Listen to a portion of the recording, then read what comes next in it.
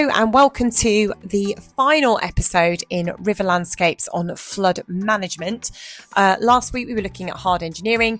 Today it is all about soft engineering, and the same rules apply. We're going to be looking at the types of soft engineering and also consider the advantages and disadvantages of using this particular technique or techniques to manage flood and flood risk.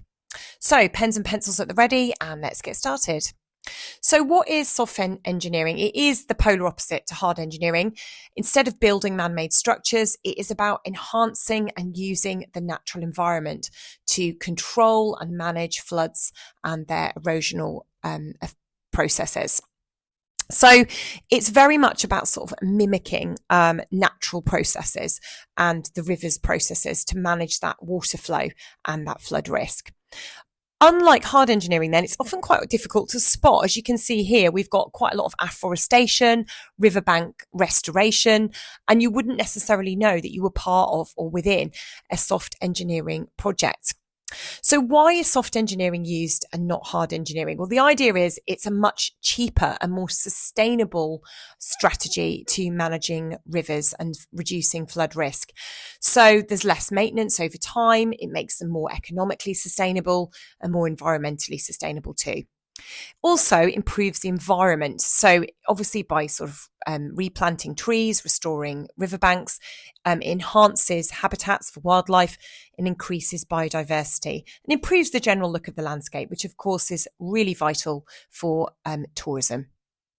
I often get asked then about floodplain zoning in class. Is floodplain zoning a type of soft engineering? Well, yes, it is, because technically it does not involve building any massive rigid structures to physically control the river, unlike sort of concrete walls or dams that we were looking at in the last video.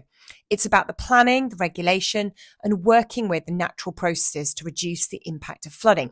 So as you can see here, we're looking at here a floodplain zone 3B, and that is because it is the highest likelihood of flooding.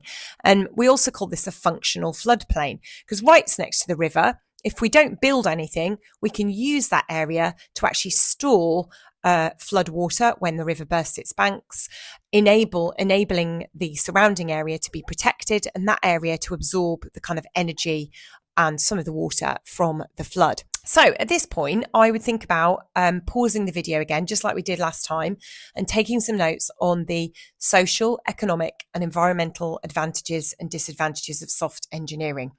While you do so, have a little think about which ones you think are the most significant, which are the ones you would be able to write about in your exam as being most impactful or important. Okay, so hopefully you've done that now. I think for me, the biggest and most important advantage of using soft engineering has got to be that environmental impact.